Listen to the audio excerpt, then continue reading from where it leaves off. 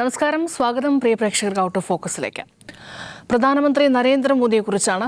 അദ്ദേഹത്തിൻ്റെ പതിവ് വിദ്വേഷ പ്രസംഗം തുടരുകയാണ്. മധ്യപ്രദേശിലെ തെരഞ്ഞെടുപ്പ് റാലിയിലാണ് പുതിയ പ്രസംഗം. അദ്ദേഹം പറയുന്നത് മോദിക്കെതിരെ വോട്ട് ജിഹാദ് നടത്താൻ കോൺഗ്രസ് ചിലരോട് ആവശ്യപ്പെട്ടിരിക്കുന്നു എന്നുള്ളതാണ്. ഒരു പ്രത്യേക മതത്തിലുള്ളവരോട് മോദിക്കെതിരെ വോട്ട് ചെയ്യാൻ കോൺഗ്രസ് അഭ്യർത്ഥിച്ചിരിക്കുന്നു എന്നാണ് മോദിയുടെ പ്രസംഗത്തിലെ പ്രധാന വരികൾ.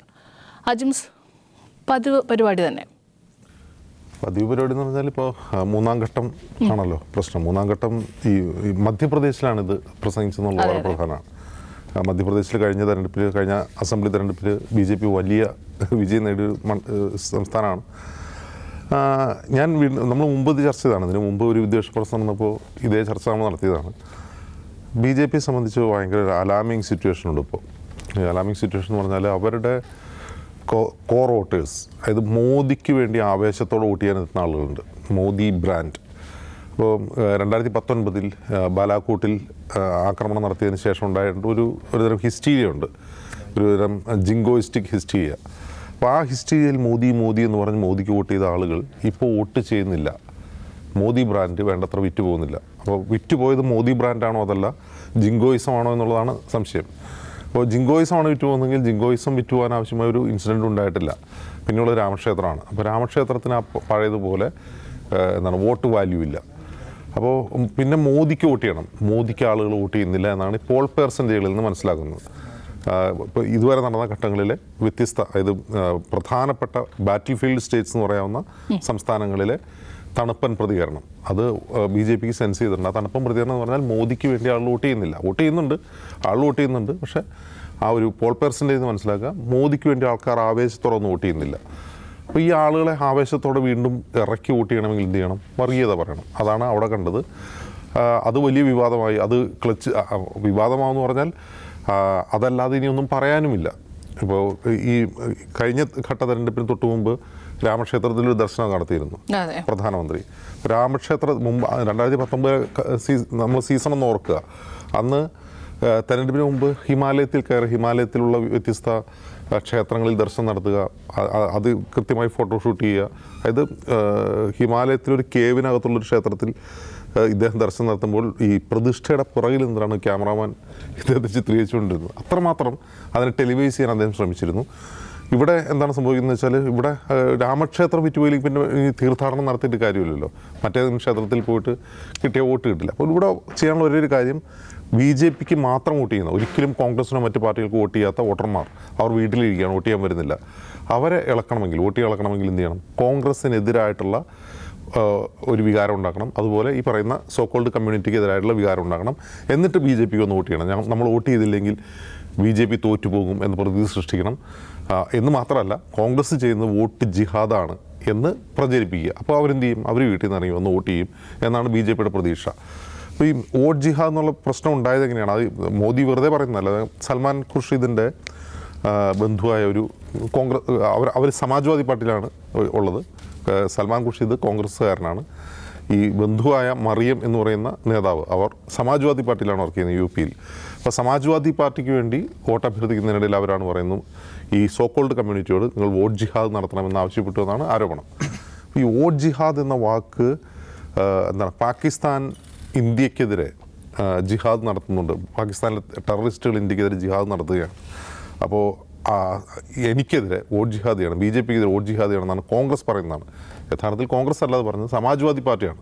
അപ്പോൾ കോൺഗ്രസ് സമാജ്വാദി പാർട്ടി പറയുമെന്ന് പറയില്ല. സമാജ്വാദി പാർട്ടിയുടെ പ്രവർത്തകയാളാണിത് പറഞ്ഞതെങ്കിൽ സമാജ്വാദി പാർട്ടിയല്ല പറയുന്നത്, കോൺഗ്രസിനെ പറയുന്നതിന് പിന്നിൽ അതിനെ ട്വിസ്റ്റ് ചെയ്യാണ് കോൺഗ്രസിലേക്ക്. ഇനി ഒരു കാര്യം, ഈ വോട്ട് ജിഹാദ് ചെയ്യണം എന്നൊരാൾ പറഞ്ഞാൽ അതിനെന്താ പ്രശ്നം? ജിഹാദ് എന്ന വാക്കിൻ്റെ അർത്ഥം ധർമ്മസമരം എന്നാണ്. അത് അധർമ്മത്തിനെതിരെ ഒരു ധാർമ്മിക യുദ്ധം നടത്തുക എന്നുള്ളതാണ് ജിഹാദ് എന്നുള്ള വാക്കിൻ്റെ അർത്ഥം. അതിനെ പലരും പല രീതിയിൽ ഉപയോഗിക്കുന്നുണ്ടാകാം. അതങ്ങനെ പറഞ്ഞതിനെ വേറെ രീതിയിൽ ട്വിസ്റ്റ് ചെയ്ത് കമ്മ്യൂണലൈസ് ചെയ്ത് തങ്ങളുടെ കോർ വോട്ട് ബാങ്കിനെ കൊണ്ട് വോട്ട് ചെയ്യിപ്പിക്കുക എന്നാണ് മോദി ശ്രമിക്കുന്നത്. കഴിഞ്ഞ തവണ അത് അങ്ങനെ പറഞ്ഞിട്ട് എന്തെങ്കിലും മാറ്റം ഉണ്ടായോ? രണ്ടാം ഘട്ടത്തിൽ മാറ്റം ഉണ്ടായോ?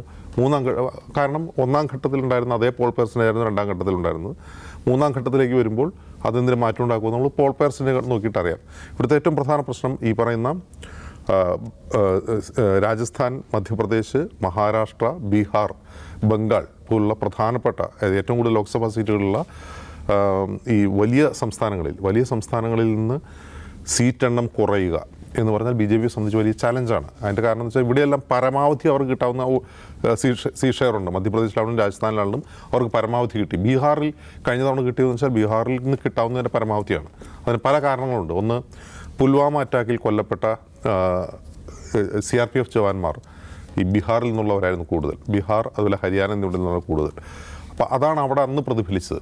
ബീഹാറിൽ അവരുടെ സീറ്റെണ്ണം കുറഞ്ഞാൽ അത് നിലവിലുള്ളതിൽ നിന്ന് കുറയുകയാണല്ലോ ചെയ്യുന്നത്. 400+ എന്നുള്ളത് ഇപ്പോൾ പറയുന്നില്ല, നിലവിലുള്ളതെന്ന് കുറയുകയാണ്. മധ്യപ്രദേശിൽ കുറഞ്ഞാൽ അവർക്ക് നിലവിലുള്ളതെന്നാണ് കുറയുന്നത്. രാജസ്ഥാനിലും സമാനമാണ്. കർണാടകയിൽ സ്ഥിതി ഈ പ്രജ്വൽ രേവണ്ണ എപ്പിസോഡിന് ശേഷം കുറേ കൂടി ശോകമാണ്. അവിടെ ഒരു സീറ്റ് അന്ന് കോൺഗ്രസ് ഉണ്ടായിരുന്നു 2019, ബാക്കിയെല്ലാം BJP നേടിയതാണ്. അപ്പോൾ ഇങ്ങനെയൊക്കെ വരുമ്പോൾ എണ്ണം കുറയ്ക്കാതിരിക്കുക, ഉള്ളത് നിലനിർത്തുക എന്നുള്ളത് BJP സംബന്ധിച്ച് പരമപ്രധാനമാണ്. അതിന് വർഗീയത എന്ന അവരുടെ പഴയ കാർഡല്ലാണ്ട് വേറെ ഒന്നും അവർക്ക് ചെയ്യാനില്ല. ഇതിലേറ്റവും പ്രധാന പ്രശ്നം, ഇതൊക്കെ പറയുന്നത് പ്രധാനമന്ത്രിയാണ്. ഏതെങ്കിലും അമിത്ഷായോ അല്ലെങ്കിൽ രാജ്നാഥ് സിംഗൊന്നും അങ്ങനെ പച്ചയ്ക്ക് വർഗീയത പറയുന്ന ഒരാളല്ല. മറ്റാരുമില്ല. പ്രധാനമന്ത്രി, രാജ്യത്തിൻ്റെ പ്രധാനമന്ത്രി എന്ന് മൈക്ക് കെട്ടിയിടിച്ചിട്ട് വർഗീയത പറയുകയാണ്. ഇലക്ഷൻ കമ്മീഷൻ നോക്കുകുത്തിയായിട്ട് നിൽക്കുകയാണ്. അതാണ് ഇവിടുത്തെ പ്രശ്നം. അതിനപ്പുറം ഒരു അൺഎക്സ്പെക്റ്റഡ് ആയിട്ടുള്ള സ്ട്രാറ്റജി ഒന്നുമല്ല. ഇത് നമ്മൾ എല്ലാവരും പ്രതീക്ഷിക്കുന്നതിനാണ്. BJP സംബന്ധിച്ച് അവരുടെ ട്രംപ് കാർഡ് എന്ന് പറയുന്നത് വർഗീയ കാർഡാണ്. അത് അവരാർക്കൊന്നും അതിനർത്ഥമുള്ളൂ. പ്രധാനമന്ത്രിയാണ് പറയുന്നത്, പക്ഷേ ആ പ്രധാനമന്ത്രി മോദിയാണ്. മോദി എല്ലാ കാലത്തും ഇങ്ങനെ തന്നെയായിരുന്നു. ഇപ്പോൾ വേണമെങ്കിൽ നമ്മൾ ഇത്ര വീട് വെച്ച് കൊടുത്തു, ഇത്ര ടോയ്ലറ്റ് ഉണ്ടാക്കി, സ്ത്രീകൾക്ക് സഹായം കൊടുത്തു, സ്റ്റുഡൻസിന് സ്കോളർഷിപ്പ് കൊടുത്തു, ഒക്കെ വേണമെങ്കിൽ മോദിക്ക് പറയാം. പക്ഷേ BJP എല്ലാ കാലത്തും ഇങ്ങനെ തന്നെയാണ്. അവരവരുടെ സ്കില്ലാണല്ലോ പ്രകടിപ്പിക്കുക. ഇതിനകത്തൊരു പ്രശ്നം എന്താ അറിയാമോ? ഇപ്പം നേരത്തെ അജിംസ് പറഞ്ഞല്ലേ, രാജ്യത്ത് ആകമാനം ഒരു പൊതുവായ വികാരം ഉണ്ടാക്കാൻ BJPക്ക് പറ്റിയിട്ടുണ്ടോ എന്ന് ചോദിച്ചാൽ ഇല്ല. നമ്മൾ കഴിഞ്ഞ ദിവസം സംസാരിച്ചില്ല, ഒരു പ്രത്യേക വിഷയത്തിൽ ഊന്നിക്കൊണ്ട് ഈ തെരഞ്ഞെടുപ്പിനെ മൊത്തത്തിലൊന്ന് ഡ്രൈവ് ചെയ്യാമെന്ന് വിചാരിച്ചാൽ അതിപ്പോൾ ഇല്ല എന്നൊരു പ്രശ്നമുണ്ട്. ഇപ്പോൾ ആദ്യത്തെ 1-2 ഘട്ടം കഴിയുമ്പോൾ തെരഞ്ഞെടുപ്പ് കമ്മീഷൻ്റെ കണക്കുകൾ പരിശോധിക്കുമ്പോൾ ഏതാണ്ട് 4-6% മൊത്തം 2019 ഉണ്ടായിരുന്നതിനേക്കാളും വോട്ടിംഗ് % ടേൺ ഔട്ട് കുറവാണ്. എന്ന് വെച്ചാൽ രാജ്യത്താകമാനം അങ്ങനെ ഭയങ്കരമായിട്ടുള്ള ഒരു സംഗതി ഇല്ല എന്ന് വെളിപ്പെട്ട് വരികയാണ്. അപ്പോൾ സ്വാഭാവികമായിട്ടും BJPക്ക് ഒരു ടെൻഷൻ പതിയെ ഉയർന്നു വരുന്നു. നരേന്ദ്രമോദി എന്നൊരു വികാരം പ്രവർത്തിക്കുന്നില്ലേ? ഹിന്ദുത്വ എന്ന് പറയുന്ന വികാരം പ്രവർത്തിക്കുന്നില്ലേ? രാമക്ഷേത്രം എന്ന് പറയുന്ന വികാരം പ്രവർത്തിക്കുന്നില്ലേ? ഇനിയിപ്പോൾ പൗരത്വ നിയമം പ്രവർത്തിക്കുന്നില്ലേ? ഈ ടെൻഷൻ അവർക്ക് കൂടിക്കൂടി വരികയും പരമാവധി മറ്റേതിലേക്ക് ആളുകളെ തിരികെ കൊണ്ടുവരാൻ ശ്രമിക്കുകയാണ്. ഇപ്പം നേരത്തെ അജിംസ് പറഞ്ഞ കർണാടകയിലെ കഴിഞ്ഞ തവണത്തെ സീറ്റും ഇത്തവണത്തെ സീറ്റ് അവരുടെ പ്രതീക്ഷയും തമ്മിൽ ആനയാടുമ്പോഴുള്ള അന്തരമുണ്ട്. കാരണം കർണാടകയിൽ നേരത്തെ ഉള്ള പോലെ ഒരു ആൻറ്റി ഇൻകംബൻസി ഇല്ല, സർക്കാർ വന്നതേ ഉള്ളൂ, സർക്കാരെല്ലാം പോപ്പുലിസ്റ്റ് നടപടികളായിട്ട് മുന്നോട്ട് പോകുന്നു. അതിനിടയ്ക്ക് പ്രജ്വൽ രേവണ്ണ വന്നുണ്ടാക്കുന്ന അലമ്പ് വേറെ. അപ്പോൾ കർണാടകയിൽ നിന്നുള്ള ഹോപ്പ് കുറയാണ്. ബീഹാറിൻ്റെ കാര്യം എടുത്താൽ ബീഹാറിൽ കഴിഞ്ഞ തവണ ഉണ്ടായിരുന്ന ഒരു സൈനികരോടുള്ള വികാരാതിരേകം കൊണ്ട് ചെയ്ത ഒരു വോട്ടും ഇത്തവണ സർക്കാർ കൊണ്ടുവന്ന ഈ സൈനിക റിക്രൂട്ട്മെൻറ്റിൽ കൊണ്ടുവന്ന പുതിയ ഏർപ്പാടുണ്ടല്ലോ, അഗ്നിവീർ, അത് വലിയ പ്രൊട്ടസ്റ്റ് ബീഹാറിലടക്കം ഉണ്ടാക്കിയിട്ടുണ്ട്. സോ അത് തിരിഞ്ഞ് പ്രവർത്തിക്കാനാണ് പോകുന്നത്. വേറൊന്ന്, ഈ ജാതി സെൻസസുമായി ബന്ധപ്പെട്ട വിഷയം ഇന്ത്യ സഖ്യം അവിടെ പ്രധാനപ്പെട്ട ചർച്ചയാക്കി കൊണ്ടുവരുന്നുണ്ട്. നരേന്ദ്രമോദിയും BJPയും വീണ്ടും ഒരിക്കൽ കൂടി അധികാരത്തിൽ വന്നാൽ അവർ ഭരണഘടന തന്നെ തിരുത്താൻ പോകുന്നു. അവരെപ്പോഴും സംവരണത്തിനെതിരായി സംസാരിക്കുന്നവരാണ്. അവർ സംവരണം തന്നെ എടുത്തു കളയാൻ പോവാണ്. ഇത് അവിടെയുള്ള കഴിഞ്ഞ തവണ 2019 ഏതാണ്ട് മൊത്തം SC/ST വോട്ടിൻ്റെ 47% വോട്ട് മറ്റേടിക്ക് സമാഹരിച്ച പാർട്ടിയാണ് BJP എന്ന് ഓർക്കണം. അതിനകത്തൊരു ചെറിയ അനക്കം ഉണ്ടാക്കാൻ പറ്റിയാൽ സംവരണങ്ങൾ എടുത്തു കളയാൻ പോവുകയാണ്, സംവരണ ആനുകൂല്യങ്ങൾ നഷ്ടപ്പെടാൻ പോകുക. അത് SC/ST വിഭാഗത്തിന് മാത്രമല്ല OBC വിഭാഗങ്ങൾക്കിടയിൽ വലിയ ആശങ്ക ഉണ്ടാക്കിയിട്ടുണ്ട്. അതുകൊണ്ടാണ് ഈ BJP അവിടെ നിരന്തരം നടന്ന് അതായത് രാമക്ഷേത്ര മൂവ്മെൻറ്റിന് ശേഷം വലിയ തോതിൽ OBC വോട്ട് ബാങ്കിനകത്തേക്ക് കടന്നു കയറാൻ കഴിഞ്ഞിട്ടുണ്ടെങ്കിൽ അതേ സംഗതി പറഞ്ഞുകൊണ്ട് അത് കൂടെ നിർത്താനാണ് മോദി ശ്രമിക്കുന്നത് എന്ന് കാണണം. അപ്പോൾ അവരുടെ ആത്യന്തികമായ പ്രശ്നം എന്താണെന്ന് ചോദിച്ചാൽ കഴിഞ്ഞ തവണത്തെ ഉള്ള ഒരു ആവേശം ഇത്തവണ വോട്ടെടുപ്പിൽ കാണാനില്ല. പലയിടത്തും ആളുകൾ വോട്ട് ചെയ്യാൻ ആ നിലയ്ക്കുള്ള ഒരു വികാരത്തള്ളിച്ചയിൽ വോട്ട് ചെയ്യാൻ വരുന്നില്ല. അതുകൊണ്ട് പരമാവധി പറയുക. അപ്പോൾ പരമാവധി പറയാൻ എന്ത് ചെയ്യണം? പരമാവധി പറയാൻ അപ്പുറത്തുനിന്നുള്ള അവരുടെ പ്രകടന പത്രിക, അവിടുത്തെ ആളുകൾ സംസാരിക്കുക, ഇതൊക്കെ റിസർച്ച് ചെയ്യാൻ തന്നെ ഒരു വിങ്ങിനെ ഏൽപ്പിച്ചിട്ടുണ്ടാവണം. എന്നിട്ട് കോൺഗ്രസിൻ്റെ പ്രകടന പത്രിക എടുത്ത് ഇങ്ങനെ വായിച്ചു നോക്കണം. അതിനകത്ത് നമുക്ക് എങ്ങനെ വർഗീയത ചേർക്കാൻ പറ്റിയ എന്ത് സംഗതിയുണ്ട്. അപ്പോൾ നോക്കുമ്പോൾ അതിനകത്ത് വിഭവങ്ങളുടെ തുല്യാവകാശം എല്ലാവർക്കും നൽകും. അതങ്ങോട്ട് എടുത്തിട്ട് നിങ്ങളുടെ കെട്ടുതാലി വരെ എടുത്തത് അപ്പുറത്തുള്ളവർക്ക് കൊടുക്കാൻ പോകണം, എല്ലാം പിടിച്ചു പറിച്ചു കൊടുക്കുമെന്നാണ്. അതുമായിട്ട് യാതൊരു സത്യമായിട്ട് ബന്ധമില്ല. എന്ന് വെച്ചാൽ വിഭവങ്ങളുടെ തുല്യമായ വിതരണം എല്ലാവർക്കും ഉറപ്പാക്കുന്നുള്ളതിനെ നിങ്ങളുടെ കെട്ടുതാലി, സഹോദരിമാരെ നിങ്ങളുടെ മംഗല്യസൂത്രം പൊട്ടിച്ചെടുത്ത് അപ്പുറത്ത് കൊടുക്കാൻ പോവുകയാണെന്ന് നുണ ചേർത്ത് അവതരിപ്പിക്കുകയാണ്. മറ്റൊന്ന് ഈ പൊതു കരാറുകളുടെ കാര്യം കോൺഗ്രസിൻ്റെ പ്രകടന പത്രിക പറയുന്നുണ്ട്. SC/ST വിഭാഗങ്ങൾക്ക് കരാറുകൾ കൊടുക്കുന്നതിൽ പ്രത്യേക ഊന്നൽ കൊടുക്കും. മറ്റൊന്ന് എല്ലാവർക്കും തുല്യമായി ഗവൺമെൻറ് കരാറുകളും ഗവൺമെൻറ് ആനുകൂല്യങ്ങളും കിട്ടുന്നെന്ന് ഉറപ്പാകും. അപ്പോൾ അതിന് മോദി പറഞ്ഞത് മുസ്ലിങ്ങൾക്ക് സ്പെഷ്യൽ ടെൻഡർ ഉണ്ടാവുമെന്നാണ്. ടെൻഡറിൽ കോട്ട ഉണ്ടാവും. ഒരു പ്രത്യേക ഒരു പ്രോജക്റ്റിന് വേണ്ടി ടെൻഡർ വിളിക്കുമ്പോൾ മുസ്ലിങ്ങൾക്ക് കോട്ട ഉണ്ടാവുമെന്നാണ്. ഇത് എവിടെയും പറയുന്നില്ല. വസ്തുത എന്ന് പറയുന്ന സാധനമില്ല. അപ്പം നുണ ഇങ്ങനെ പ്രസംഗിക്കുകയാണ് പ്രധാനമന്ത്രി ഒരു വേദിയിൽ കയറി ഇങ്ങനെ നുണ ഏറ്റവും അവസാനത്തേതാണ് ഈ പറയുന്ന സംഗതി, വോട്ട് ജിഹാദ്. ജിഹാദിനൊരു വാക്ക് കൂടി ചേർത്ത് നരേന്ദ്രമോദി എന്ന് പറയുന്ന ഹിന്ദുത്വത്തിൻ്റെ ഹിന്ദു പ്രതിനിധിയെ ജിഹാദിലൂടെ തോൽപ്പിക്കാൻ മുസ്ലിങ്ങളോട് കോൺഗ്രസ് ആഹ്വാനം ചെയ്യുന്നു. അതിനവർക്ക് പാകിസ്ഥാനിലെ വികാരമാണ് അവരെ പിന്തുണയ്ക്കുന്നത്. അതുകൊണ്ട് നിങ്ങൾ ഹിന്ദുക്കൾ ഇറങ്ങണം എന്നാണ് മോദി പറയാതെ പറയുന്നത്. അപ്പോൾ ഇത് നമ്മൾ നേരത്തെ പറഞ്ഞ പോലെ പുതുതായിട്ടൊന്നും ഇതിനകത്തില്ല. പക്ഷേ മോദി ആഞ്ഞ് പരിശ്രമിക്കുന്നത്, ഞാൻ 10 വർഷം കൊണ്ട് ലോകത്തിൻ്റെ നെറുകയിൽ ഇന്ത്യയെ എത്തിച്ചു എന്നൊക്കെ പറഞ്ഞു തുടങ്ങിയതാണ് അദ്ദേഹം, പാവം. പക്ഷേ ആളുകൾക്ക് അത് ഡൈജസ്റ്റ് ആവുന്നില്ല എന്ന് അദ്ദേഹത്തിന് മനസ്സിലായി. കാരണം എന്താണ്, നേരത്തെ നമ്മൾ പറഞ്ഞ പോലെ 22% ആളുകൾ രാമക്ഷേത്രം ഇന്ത്യയിലൊരു പ്രധാനപ്പെട്ട സംഗതിയാണ്, BJPയുടെ നേട്ടമാണെന്ന് അവകാശപ്പെടുമ്പോൾ 24% ആളുകൾ വിലക്കയറ്റമാണ് പ്രശ്നമെന്ന് പറയുകയാണ്. 22% ആളുകൾ തൊഴിലില്ലായ്മ പ്രശ്നമാണ് എന്ന് പറയുകയാണ്. മോദി നോക്കുമ്പോൾ അത് സീനാണ്. എന്ന് മാത്രമല്ല 80% ആളുകൾ ഇന്ത്യ ഒരു ഹിന്ദു രാഷ്ട്രമല്ല എന്ന് CSDSന്റെ സർവേ പറഞ്ഞു. അപ്പോൾ പിന്നെ ഞാൻ എന്തിനാണ് ഈ 10 വർഷം പണിയെടുത്തതെന്ന് ആ പാവത്തിന് തോന്നുകയും ആ ലക്ഷ്യത്തിലേക്ക് പോകാൻ ഇപ്പോൾ കിടന്ന് വേർപ്പൊഴുക്കുകയും ചെയ്യുന്നതാണ് കാണുന്നത്.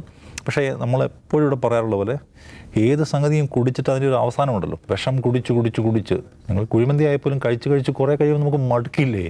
വിഷം കുടിച്ച് അത് നിറഞ്ഞു കഴിഞ്ഞാൽ പിന്നെ മനുഷ്യന് പിന്നെ എടുക്കാൻ പറ്റുമോ? കഴിഞ്ഞ എത്രയോ തെരഞ്ഞെടുപ്പുകളിലായി, 2 ലോക്സഭാ തെരഞ്ഞെടുപ്പിലായി, എത്രയോ നിയമസഭാ തെരഞ്ഞെടുപ്പുകളിലായി ഈ വിഷം ഇങ്ങനെ കുടിച്ചുകൊണ്ടേ ഇരിക്കുകയാണ്.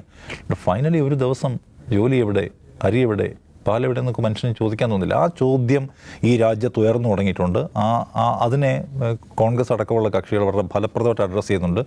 അവിടെ മോദി പ്രയാസപ്പെടുന്നതിൻ്റെ കാഴ്ച കാണുന്നു. മോദി അങ്ങനെ വീണു പോകുമെന്ന് വിചാരിക്കാൻ കഴിയില്ല. കാരണം ഇന്ത്യയിൽ ഇപ്പോഴും ഒരു സെല്ലിംഗ് സാധ്യതയുള്ള സംഗതിയാണ് അദ്ദേഹം ഇപ്പോൾ വിറ്റുകൊണ്ടിരിക്കുന്നത്. അദ്ദേഹത്തിന് ചിലപ്പോൾ അതിനകത്ത് നേട്ടം ഉണ്ടാക്കാൻ പറ്റുമായിരിക്കും. പക്ഷേ മോദി എന്ന് പറയുന്ന സംഗതി ഒറ്റയ്ക്കൊന്നും അല്ലാന്നും BJP സർക്കാർ എന്ന് പറയുന്നതിൻ്റെ നേട്ടങ്ങൾ കൊണ്ട് ജനങ്ങൾക്കിടയിൽ നിൽക്കാൻ പറ്റില്ലെന്നും ആർക്കും എടുത്ത് വയ്ക്കാവുന്നതാണ്. മോദിക്ക് മാത്രമല്ല, ആർക്കും പറ്റും ഇത്. ഈ വർഗീയത പറഞ്ഞ് നേട്ടം ഉണ്ടാക്കാൻ ആർക്കും പറ്റും. മോദിനെ മിടുക്കുന്നില്ല, നന്നായിട്ട് പറയാനുള്ള നല്ല ഒറേറ്ററി സ്കില്ലുള്ള ഒരാൾ മതി. അതുകൊണ്ട് BJPയുടെ മിടുക്കല്ല, ആർക്കും എടുത്ത് ഉപയോഗിക്കാൻ കഴിയുന്ന ഒരു മലീമസമായ ആയുധം എടുത്ത് ഉപയോഗിച്ച് നേട്ടം ഉണ്ടാക്കാൻ ശ്രമിക്കുന്നു. ഉണ്ടാക്കുന്നതിന് ഉണ്ടാക്കിക്കോട്ടെ, പക്ഷേ മിടുക്കാണെന്ന് പറയരുത്. യെസ്, അതാണ്. അപ്പോൾ ഈ തെരഞ്ഞെടുപ്പ് കാലം പൂർത്തിയാകണമെങ്കിൽ എന്തൊക്കെ ഇനി അതിജീവിക്കണം എന്നുള്ളത് ഒരു പ്രശ്നമാണ്. ഇത് തന്നെ തുടരും എന്നുള്ള സൂചന നേരത്തെ തന്നെ വ്യക്തമായി കഴിഞ്ഞാണ്, നമ്മൾ പലതവണ പറഞ്ഞതുമാണ്.